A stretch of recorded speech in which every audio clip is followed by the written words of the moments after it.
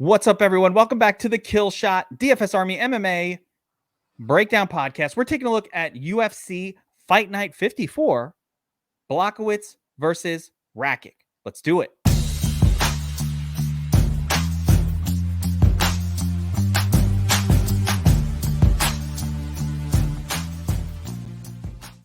All right, Kevin Allen here, aka the Geek, and I am with the MMA betting goat himself, Kyle Big Marley, to break down the top three fights of the UFC Fight Night Blachowicz versus Rakić card coming up this weekend. We're going to take a look at the top three fights on the main card from a Draftkings fantasy perspective. We'll take a look at some betting angles, and then we'll get a little Underdog Fantasy bonus play at the end of the breakdown. So, Big Marley, let's get right into it with the first fight on the main card that we're going to be breaking down, which is Louis Smolka taking on Davey Grant. And I had heard a rumor that we might be getting an underdog play from Big Marley in this one. Just a rumor.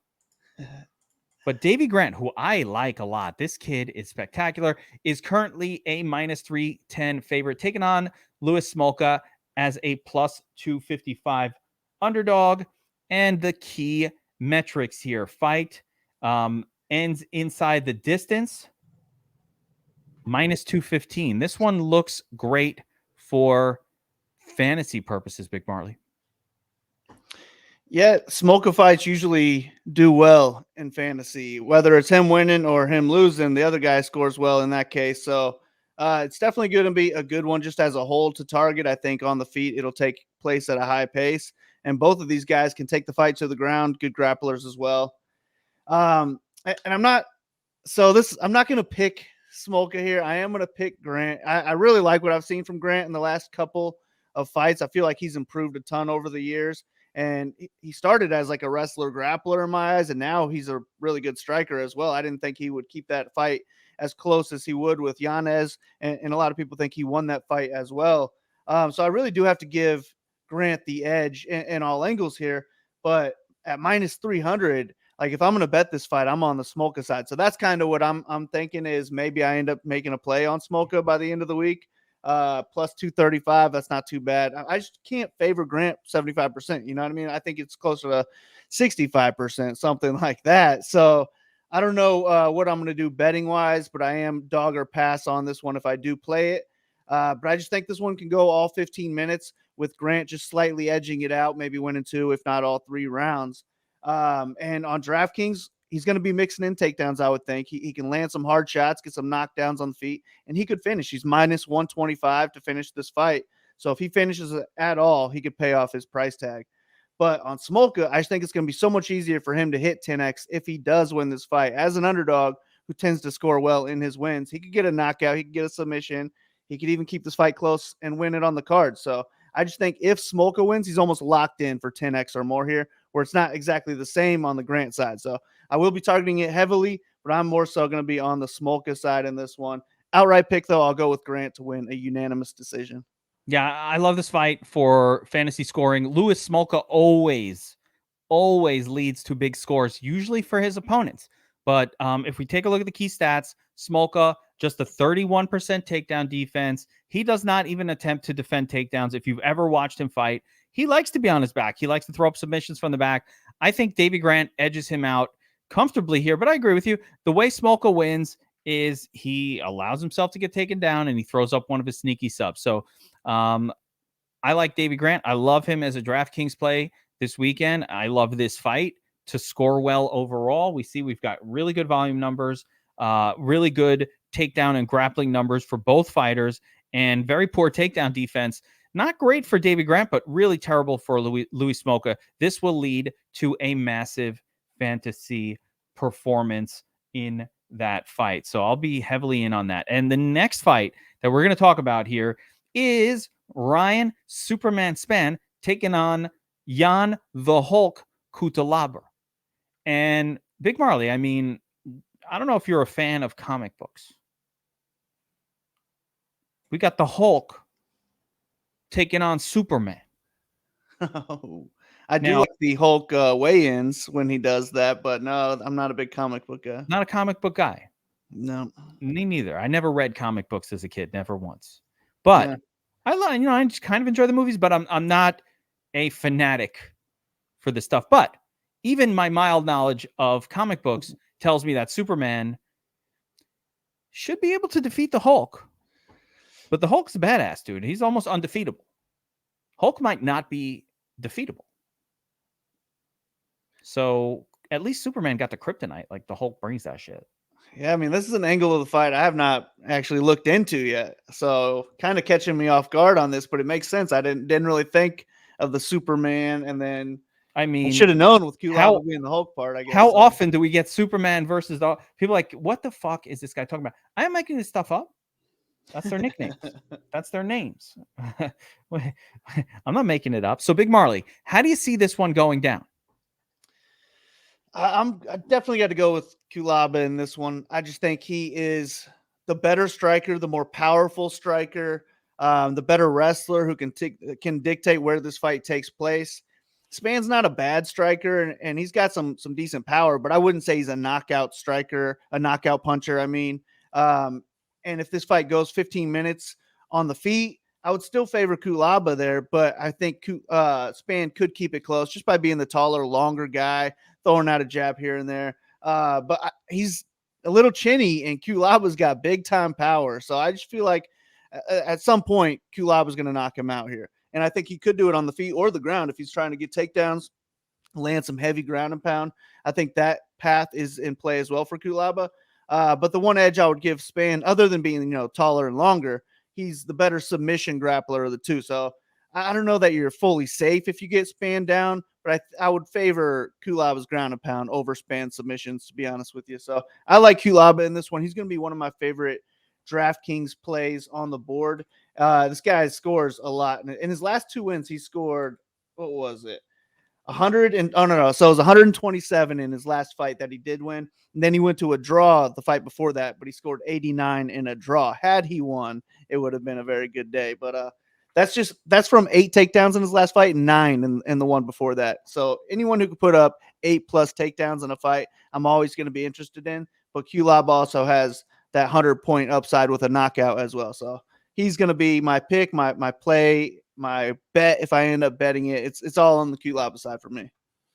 Yeah, I think both these guys are a little gassy, but I think Jan Kutalaba has dealt with some of those issues that he was having earlier in his career. I mean, I feel like we've watched this kid since he was like 22, and it's amazing.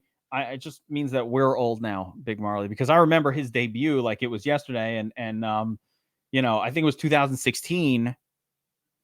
It's like been 6 years since then. He was like a 22-year-old. Now he's 28. Things have changed. And he's improved as a fighter.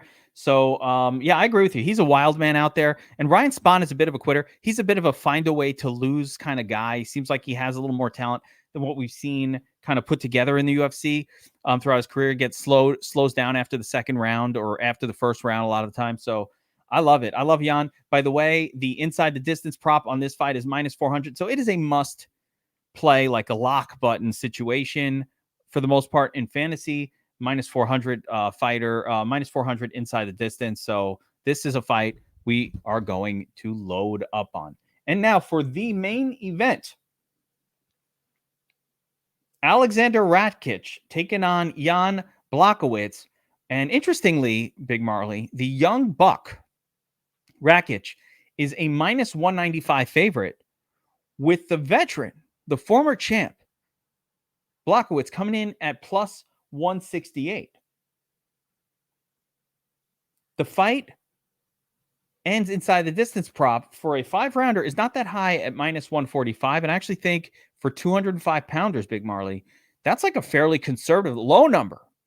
The odds makers are looking for this one to pretty much play out for a full 5 rounds. And we should see plenty of fantasy scoring from both sides of the fight. But how do you see this one going down?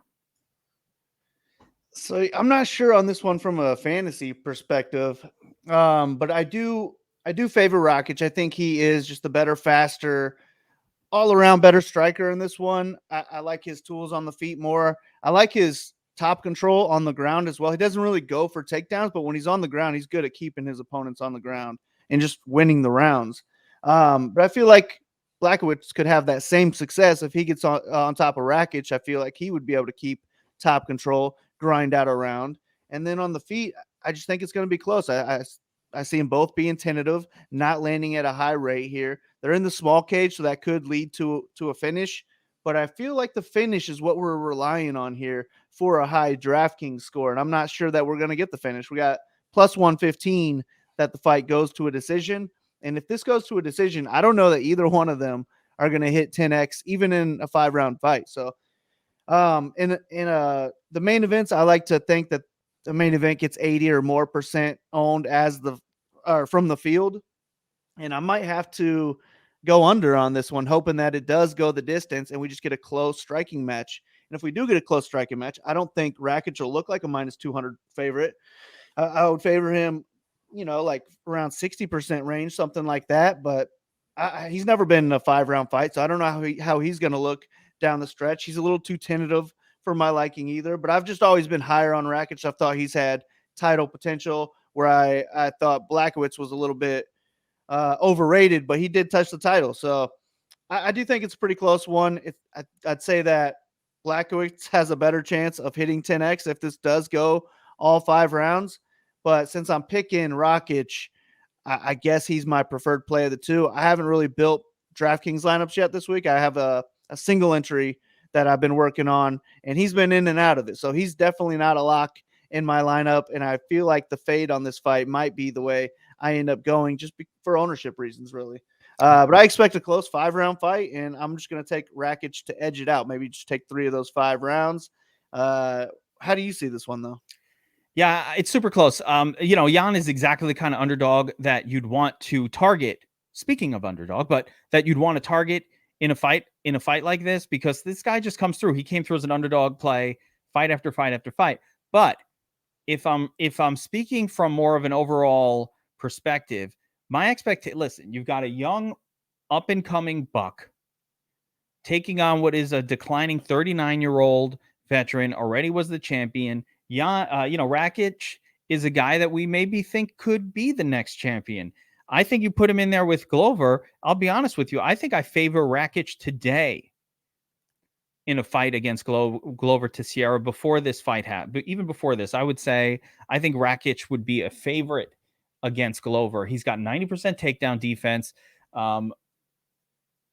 He's got decent volume at over 4 strikes per minute. He's got length. He's got a lot of things going for him. That height, the limbs, the kicks, the fast kicks that he throws out there. Really, really impressive fighter overall. So for me, I like Rakić, but it's not a spot where A, I don't think you can go all in on it, and B, Jan is one of those fighters that comes. I would not bet it. I would not bet.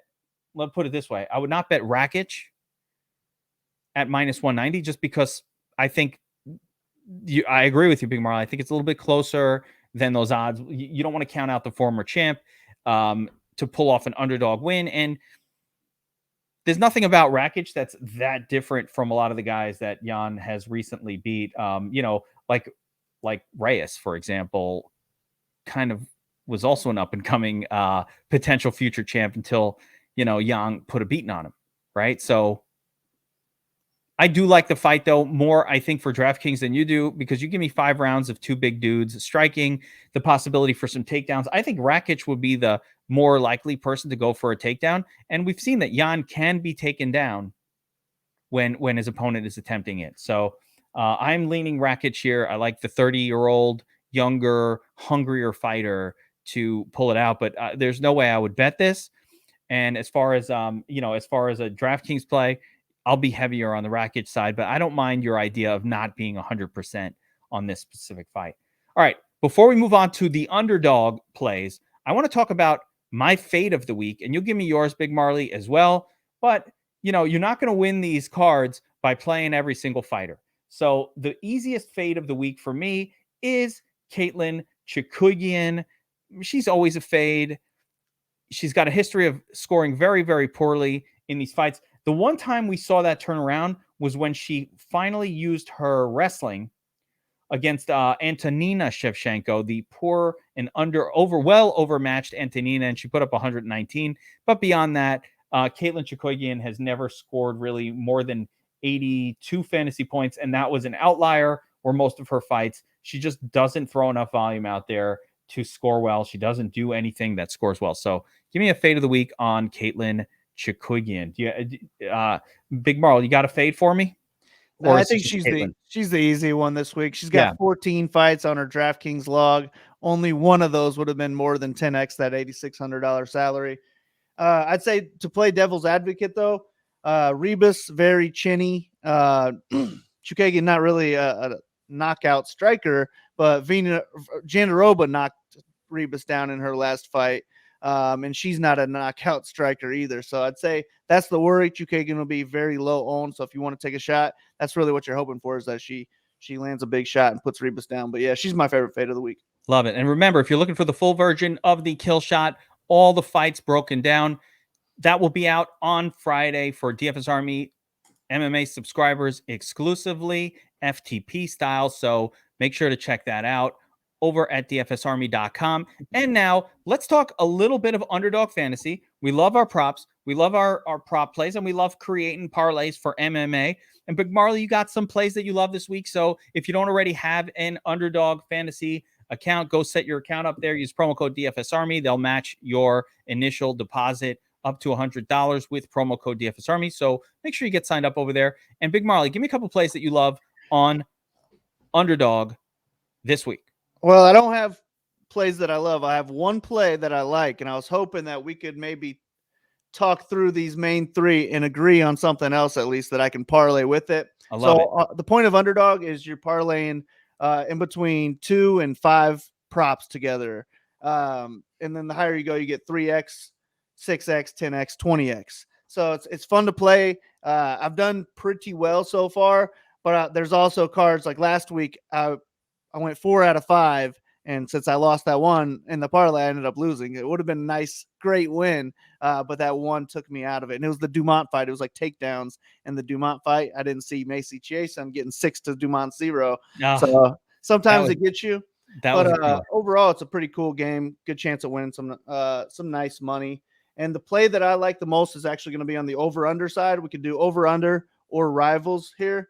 And I like the Ion Kutlaba over 0.5 knockouts because we got him minus 135 by TKO. So I like that extra value here. If you like the value on that Grant fight, he is minus 125 inside the distance. So you could take him over 0.5 finishes if you do agree with that. I'm not going to do that one personally since I'm picking it to go the distance. So I was hoping we could find one on the rivals side that we liked out of these main 3 fights. And then I do have some I like here, more than one. Okay, talk to me. And so the ones I'm loving are the Davy Grant props across the board. We already went through the numbers. Luis Smolka has a 30% takedown. He allows you to take him down. He is like Gerard Mearshart. If you try to do it, he's like, okay, let's roll, right? Davy Grant does go for takedowns on occasion, so I kind of like both Grant props here over 0.5 or 0. More.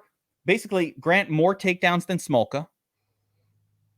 I was thinking that one as well. Yeah, I think Davy Grant goes for as many takedowns. He is a grappler in some ways. Now the problem is he might just knock Smolka out early and not bother to get a takedown if he's dominating on the feet. He might also he only went for 1 takedown against Adrian Yanez, who I would have thought that's a guy that you want to be taking down from the jump. So I mean he's moving more into a striker, so it wouldn't shock me to go out there and see him win 3 rounds without needing a takedown, which is also another worry. That is a legitimate risk. It's just that he's beating Smolka on the feet, which is why I think the actual better prop here is plus 6.5 significant strikes. Listen, everything about Davy Grant, and let me bring him up on screen here, but everything about Davy Grant is higher volume and just I expect their stats are damn near identical. They are, but Smolka is really just not the power striker. Davy Grant, a lot of his stats are from his older part of his career. He stepped up his strike. I just think he's going to be a much better striker. I think he's going to hit harder. I think he's going to do a lot of damage when he's throwing these strikes. So I think he's winning the fight, and I think he's winning it comfortably, which means give me the 6.5. I'll give you I'll spot you 6.5 strikes, Luis Smolka. I will comfortably spot Smolka 6.5 strikes. Yeah, I don't hate the strike side for Grant as well, but I think I prefer Grant with the takedowns instead if I'm choosing on that one. And then so on this next one, I kind of like the Kulaba on the significant strike side, but it just wouldn't shock me to see him eat a couple shots on the feet, go for a takedown, maybe get a TKO finish down there, and just really not get many significant strikes. So that's a worry. And then we got the takedowns. But he's only got to be. I like the overs on. I like the Kutalaba side of both of these. And actually, I can't use that one. So here's the thing: if you're doing the Kulaba over 0.5 finishes, you can't use the rival side in that fight as well. So I guess that one personally doesn't matter anyway. So yeah, you can only use I guess one prop per fighter.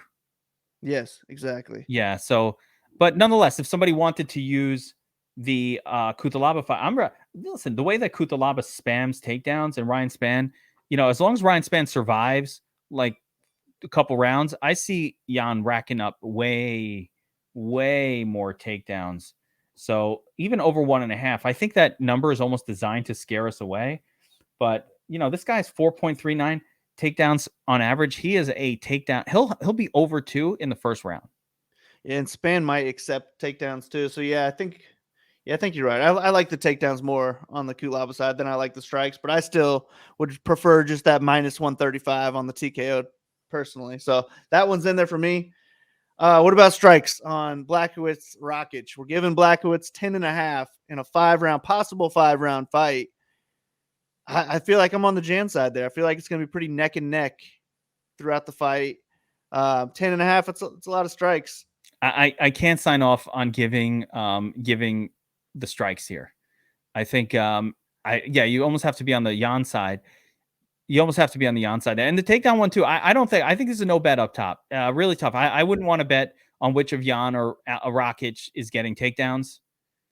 I have no idea. Yeah, I was earlier in the week. I was thinking Blachowicz, but I don't know. Recently, I've been thinking I could see it with Rakić as well. So yeah, I don't like the takedowns on that one at all. It would be the strikes if I took a shot at it, and it would. Man, 10.5 is just it's kind of high number. So I think I would just take the dog side of it. I mean, wouldn't shock me to see him outland him. If you look at the stats, Rakić has a little bit higher volume overall, so I understand why that number's there. Another thing that's interesting on the stats is, Rakić with 90% takedown defense. Maybe Jan won't be able to take him down, but I don't know that he goes for any takedowns either. That's the issue for me. Rakić is not a guy that always goes for a takedown. So I think you can't, because I believe how these work is if it's a push, you lose. So I'd rather not take any kind of chance on something like this, which I could push on. No one goes for a takedown and kills the parlay. So it's hard to sign off on plus 10.5 for Jan as well, because he is a lower volume striker than Rakić. So I'm gonna avoid that one. I'm gonna stick with the overs on Grant and Jan as my favorite plays up top here. All right, I'm gonna go Grant on the takedowns, and then the Kulaba over on the knockouts as my play. I like to get as many as I can, but I'll go, $10 or something, 10, $25 if I'm putting a full 5 in there. I don't want to lose too much. It's really risky, and it's a really nice payout though when it does happen.